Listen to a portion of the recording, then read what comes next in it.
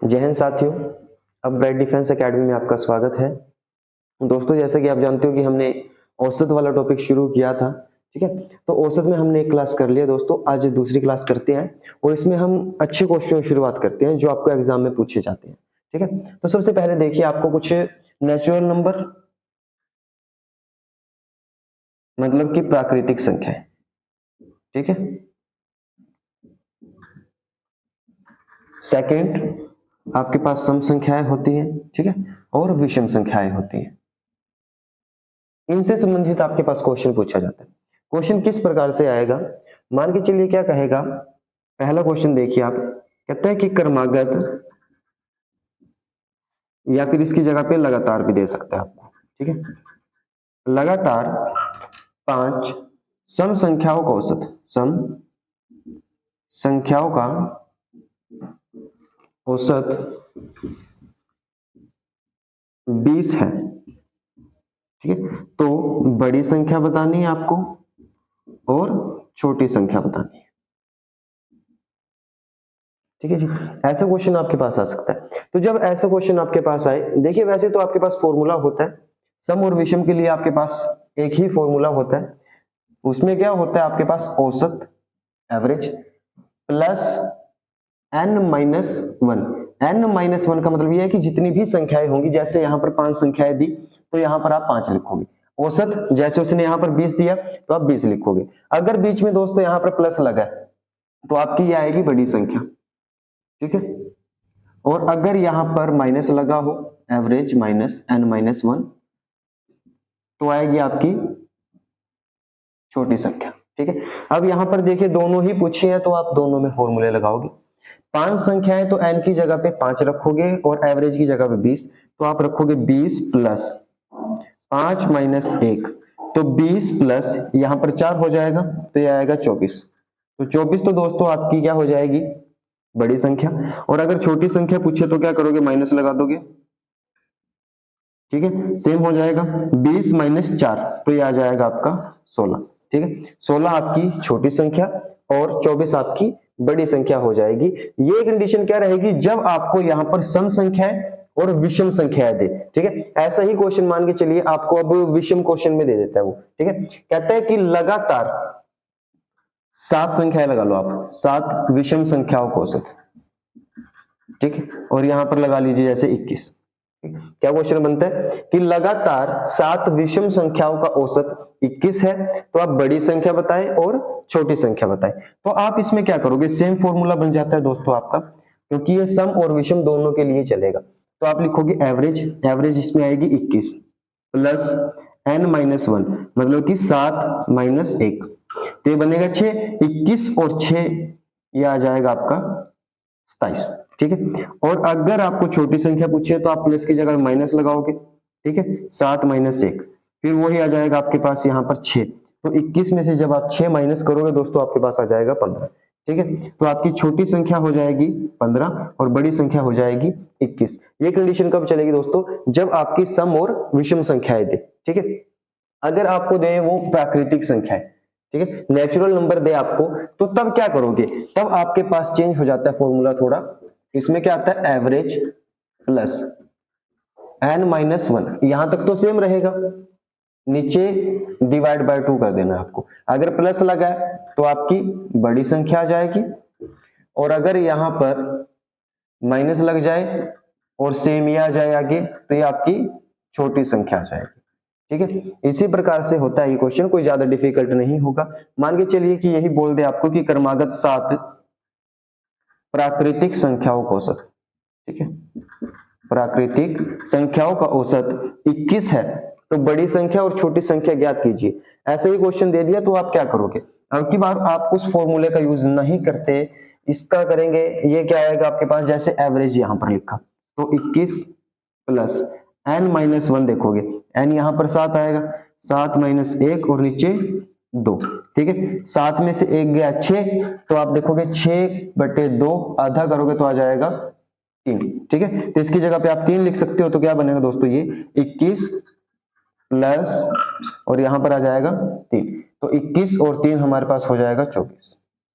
ठीक है। तो बड़ी संख्या क्या आएगी दोस्तों 24। अगर छोटी संख्या पूछे तो 21 माइनस, यहाँ पर हमारे पास 3 आया था तो 3 माइनस कर देंगे तो ये कितना आएगा दोस्तों हमारे पास 18।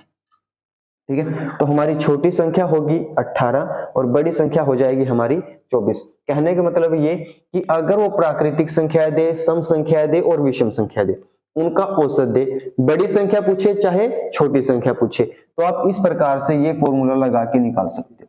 ठीक है। सम या विषम दोनों में कंडीशन एक ही रहेगी, परंतु जब वो नेचुरल नंबर बोले, प्राकृतिक संख्याएं बोले, तो आप इस प्रकार से सोल्व करोगे। ठीक है। एक क्वेश्चन और लिखते हैं, ये आपको खुद ट्राई करके देखना है एक बार। मान के चलिए अब की बार क्या है कि लगातार हमारे पास जैसे कि 21 संख्याएं दी है। ठीक है। लगातार 21 प्राकृतिक संख्याओं का औसत यहां पर आपको दे दिया 51। ठीक है। कितना दिया है दोस्तों 51 दिया, या 50 लगा लो आप कि 50 दिया है। ठीक है। तो आप बताएं कि बड़ी संख्या क्या होगी और छोटी संख्या क्या होगी। अगर आपको इससे पहले वाले समझ में आए तो आप वीडियो को 1 मिनट के लिए रोक ले। ठीक है। और चेक करें कि आप ये क्वेश्चन कर सकते हो या नहीं। ठीक है। उम्मीद करते कि आपने कर लिया होगा ये क्वेश्चन। तो हम कैसे करेंगे, एवरेज यहां पर लिखा तो एवरेज की जगह पे आप लिखोगे 50। ठीक है। प्लस प्राकृतिक संख्या थी तो प्राकृतिक के लिए आप ये वाला फॉर्मूला लगाओगे। ठीक है। तो n-1, अब n कितना है दोस्तों यहाँ पर 21 हो जाएगा। 21 माइनस 1, 21 माइनस 1 और नीचे 2। ठीक है। 21 में से 1 जाएगा 20, 20 का आधा करोगे तो 10 आ जाएगा। तो 50 और 10 कितना होगा दोस्तों हमारा 60 हो जाएगा। ठीक है। 50 और 10 60 हो जाएगा, तो ये आएगी हमारी बड़ी संख्या। ठीक है। और यहां पर अगर माइनस कर दिया जाए यहां पर 10 ये, तो आ जाएगी हमारी छोटी संख्या। ठीक है। ये आपका आंसर हो जाएगा। उम्मीद है कि आपको इस प्रकार के लॉजिक के क्वेश्चन समझ में आए होंगे जो एग्जाम के लिए बहुत ही महत्वपूर्ण होते हैं। ठीक है। चलिए अब चलते हैं हम दूसरे टाइप पे। दूसरे टाइप में क्या कहता है आपको,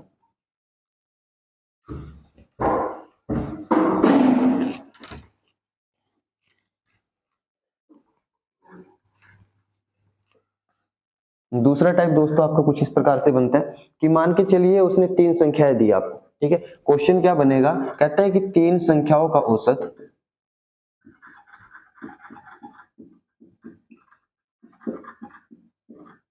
ठीक है 3 संख्याओं का औसत 25 है।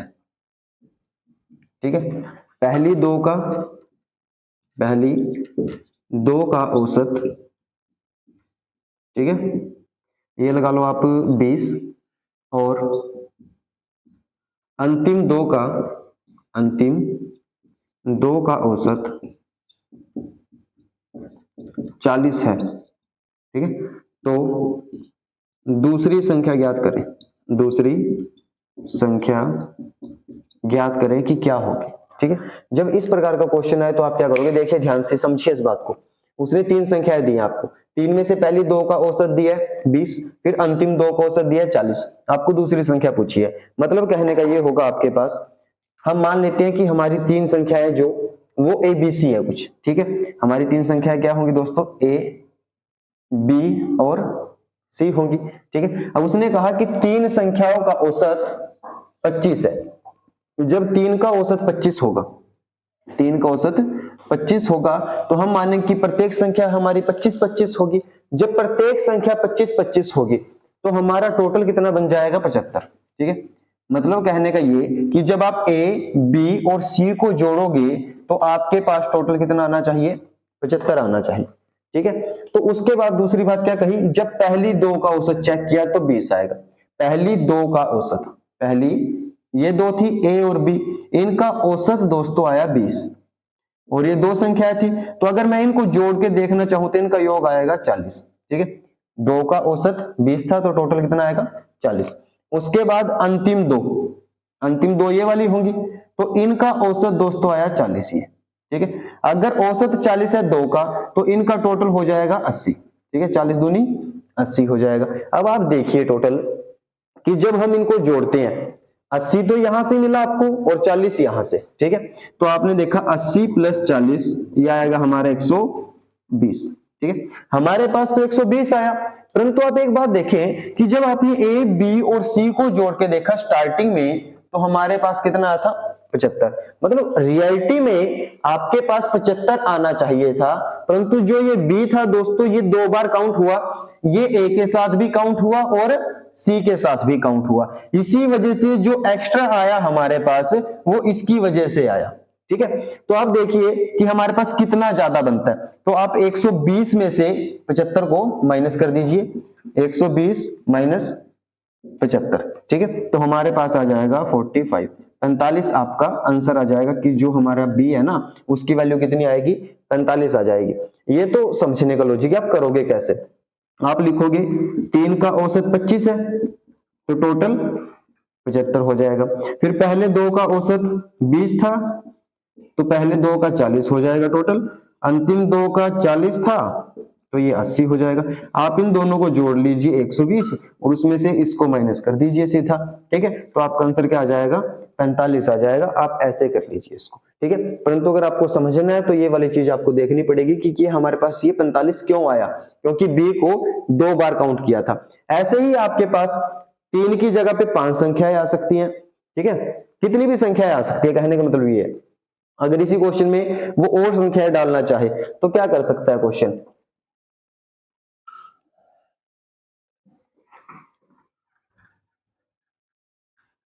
अब की बार मान के चलिए कि हमारे पास क्या कहा कि 3 संख्याओं का औसत 30 है।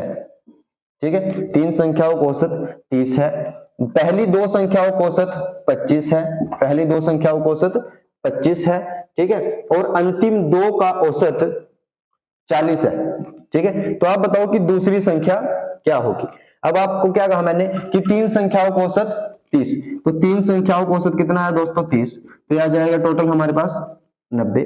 ठीक है, उसके बाद पहली 2 का 25 था, पहली 2 का 25 तो यह आ जाएगा हमारे पास 50। फिर अंतिम 2 का हमारे पास 40 था, यह आ जाएगा 80। तो हमारे पास दोस्तों कितना आएगा टोटल, यह आ जाएगा 130। ठीक है, ये 130 क्यों आया, क्योंकि जो दूसरी संख्या थी, जो ये बी वाली संख्या थी, ये 2 बार आपने काउंट की। ठीक है, रियलिटी में कितना आना चाहिए था आपका आंसर, 90 आना चाहिए था, परंतु यहां पर 130 आया। कितना ज्यादा है दोस्तों, ये 40। ठीक है, तो जो बी की वैल्यू आएगी वो कितनी आ जाएगी, 40।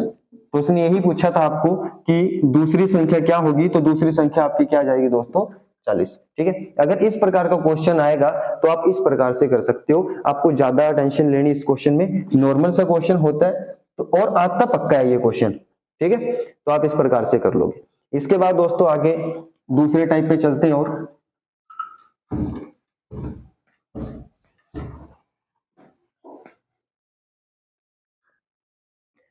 देखिए अब की बार क्या कहा क्वेश्चन में, मान के चलिए कि आपको कुछ ऐसा कहा कि एक क्लास थी हमारी। ठीक है, एक कक्षा जैसे, उसमें कुछ बच्चे हैं।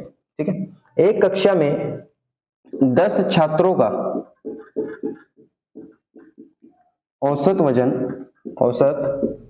वजन 20 किलोग्राम है। ठीक है, 10 छात्रों का औसत वजन 20 किलोग्राम है। यदि अध्यापक की आयु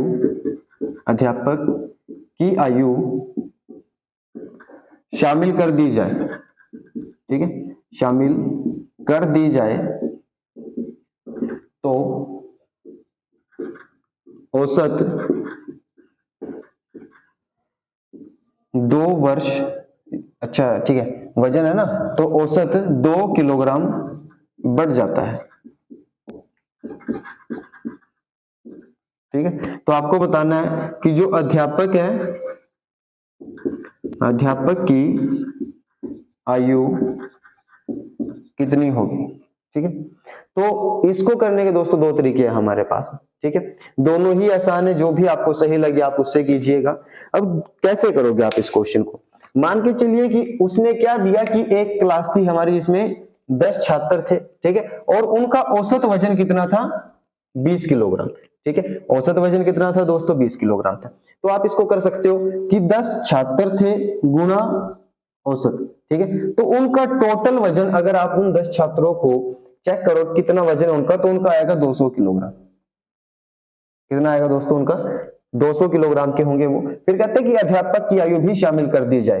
अब अध्यापक को जब शामिल करेंगे, पहले 10 थे, अब टोटल हो जाएंगे वो 11 और औसत बढ़ जाएगा 2 किलोग्राम। ठीक है। औसत 2 किलोग्राम बढ़ेगा तो कितना हो जाएगा दोस्तों, ये 22 हो जाएगा।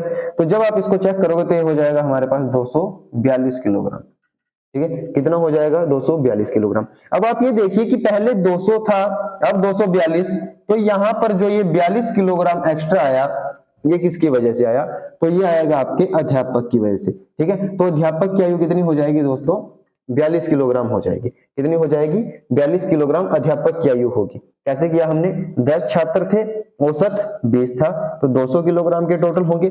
फिर अध्यापक को शामिल किया, टोटल 11 हुए, औसत 2 बढ़ जाता है तो 22 हो जाएगा। इनको जब मल्टीप्लाई करोगे तो 242 आएगा, जो 42 एक्स्ट्रा आएगा वो अध्यापक की वजह से आएगा।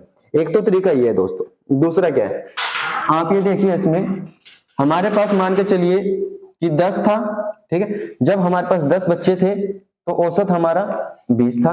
फिर उसके बाद क्या हुआ, जब ये बढ़ता है एक तो हमारे पास यहाँ पे 22 हो जाता है, ठीक है। तो यहाँ पे आप चेक करोगे, यहाँ पे 2 बढ़ता है और यहाँ पर 1 बढ़ जाता है, ठीक है। जो बढ़ता है सिर्फ उतना सा लिखना है आपको। अब आप इसकी मल्टीप्लाई इसके साथ कर दीजिए और इसकी मल्टीप्लाई इसके साथ कर दीजिए। जब इसकी मल्टीप्लाई इसके साथ करोगे तो 20 आएगा, प्लस जब आप इसकी मल्टीप्लाई इसके साथ करोगे तो आपके पास 22 आ जाएगा, ठीक है। तो 11 और 2 हमारे पास, यहाँ पर 11 2 22 हो जाएंगे, और यहां से जब आप चेक करोगे तो भी आपका आंसर 42 ही आएगा, ठीक है। तो भी आपका आंसर कितना आ जाएगा दोस्तों, 42 ही आएगा आपका आंसर। समझ में आई, हमने लिखा 10 का औसत 20 था, फिर 1 बढ़ जाएगा तो 11 हुआ, 11 के हिसाब से औसत 2 बढ़ेगा तो 22 आया, जो यहाँ पर 1 बढ़ा और यहाँ पर 2 बढ़े, ठीक है। तो क्या किया आपने, इसकी मल्टीप्लाई इसके साथ की और इसकी इसके साथ की और दोनों को जोड़ दिया। 20 एकम 20, 11 दूनी 22, इन दोनों को जोड़ के तो हमारा आंसर कितना आ जाएगा, 42 आ जाएगा। उम्मीद है आपकी ये समझ में आया होगा क्वेश्चन। ऐसा ही क्वेश्चन अगर आप एक और देखते हो, क्या स्टेटमेंट हो सकती है इसमें चेंज,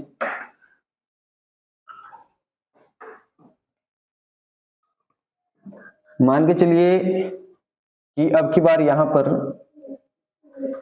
आपके 5 छात्र हैं, ठीक है। कितने बच्चे हैं दोस्तों, अब की बार यहाँ पर 5 बच्चे होंगे। औसत आयु लगा लो अब की बार, ठीक है। इनकी औसत आयु, एज की बात है अब की बार, पहले वजन का था, ठीक है। ये आप लगा लीजिए 25, ठीक है। 25 वर्ष, औसत आयु कितनी है, 25 वर्ष। यदि अध्यापक की आयु भी शामिल कर दी जाए, ठीक है, अध्यापक की आयु शामिल कर दी जाए तो औसत कितना, 1 वर्ष बढ़ जाता है, ठीक है। औसत क्या हो जाता है दोस्तों, 1 वर्ष बढ़ जाता है। तो आपको बताना है कि अध्यापक की आयु कितनी है। ये थोड़ा सा ध्यान दीजिए आप कि इसमें मैंने पहले भी वजन वाला था ना आपका क्वेश्चन, तो यहाँ पर आयु लिख दिया था, वो आप थोड़ा सा एडजस्ट कर लीजिए। यहाँ पर पहले वजन आता पहले वाले क्वेश्चन में, ठीक है। अब की बार यहाँ पर आयु ही पूछी है, तो यहाँ पर आप देखिए कैसे करोगे। 5 छात्रों का औसत आयु 25, 5 की आयु 25, तो आप देखोगे टोटल कितना बनेगा, 125। टोटल कितना आएगा दोस्तों, 125 वर्ष के होंगे टोटल ये, ठीक है। उसके बाद उसने क्या कहा, अध्यापक की आयु शामिल कर दी जाए, तो अब टोटल कितने हो जाएंगे, 6, 5 बच्चे थे और 1 अध्यापक, तो 6 हो जाएंगे। और यहां पर आप देखोगे कि ये कितना आएगा हमारे पास, 26 आ जाएगा, ठीक है। ये कितना होगा दोस्तों, हमारे पास 26 आ जाएगा। जब आप इनको चेक करोगे तो हमारे पास कितना होगा, 6 6 36, 6 दूनी 12, 12 और 3 15, ठीक है। हमारे पास कितना आएगा दोस्तों, 156 वर्ष आ जाएगा, ठीक है। तो आप यहां से देखिए कि जब 5 बच्चे थे तो 125 वर्ष, जब 6 हुए टोटल तो 156 आया हमारे पास। अब आप देखिए कि इनका जो डिफरेंस है वो कितना है, ये आएगा दोस्तों हमारे पास 31 आ जाएगा, ठीक है। तो हमारे पास जो ये 31 आएगा वो किसकी आयु आएगी, अध्यापक की, ठीक है। दूसरा तरीका क्या है, आप लिखिए इसको, 5 की 25, 5 बच्चे थे तो 25, एक जोड़ेंगे तो 6 हो जाएंगे और औसत 1 वर्ष बढ़ेगा तो 26, ठीक है।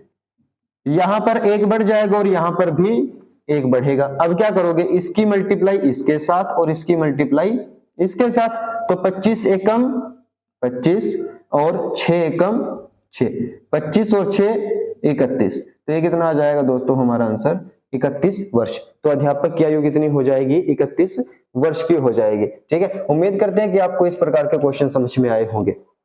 इसके बाद आपके पास एक और लास्ट बचता है क्वेश्चन, वो देखिए कैसे करेंगे।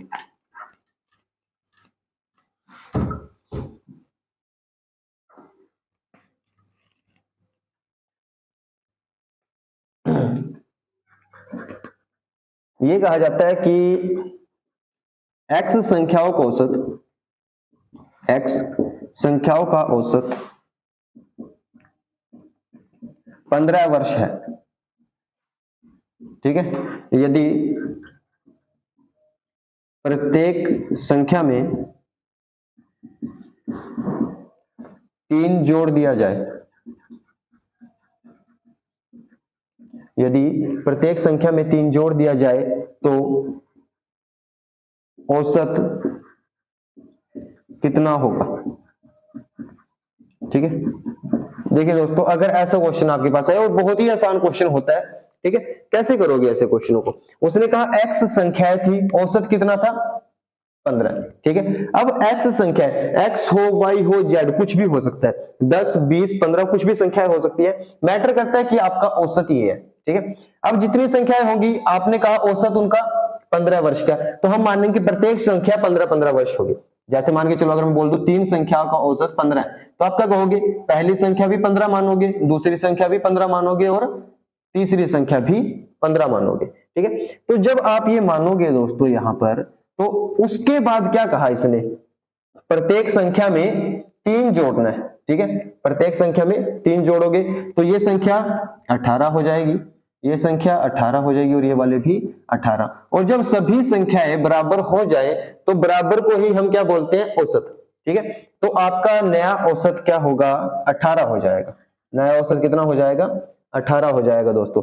अब 3 था या x था, कोई मतलब नहीं है इस बात से। ठीक है, कुछ भी हो सकता है, यहां पर मैटर करता है कि उसने औसत में, ठीक है, औसत को बढ़ाया कितना, उसने प्रत्येक संख्या में जोड़ दिया ना। यहाँ पे जब प्रत्येक संख्या में जोड़ेगा तो प्रत्येक संख्या बराबर बराबर हो जाएगी, जब बराबर हो जाएगी तो आप सीधा लिखेंगे। तो आपने जो इस औसत में यहाँ पर प्रत्येक संख्या जोड़ दी, तो आप दोनों को जोड़ के लिखोगे 18। ठीक है, अगर वो ये बोल दे कि प्रत्येक संख्या 3 घटा दिया, ठीक है, 3 संख्या में ये जो भी प्रत्येक संख्या थी उसमें से 3 घटा दिया, तो नया औसत क्या होगा। अब आप क्या करोगे, 15 था उसमें 3 घटा दो, तो आपका नया औसत क्या हो जाएगा दोस्तों, 12 हो जाएगा। अगर वो बोले कि x संख्याओं का औसत हमारा 15 है, ठीक है, प्रत्येक संख्या को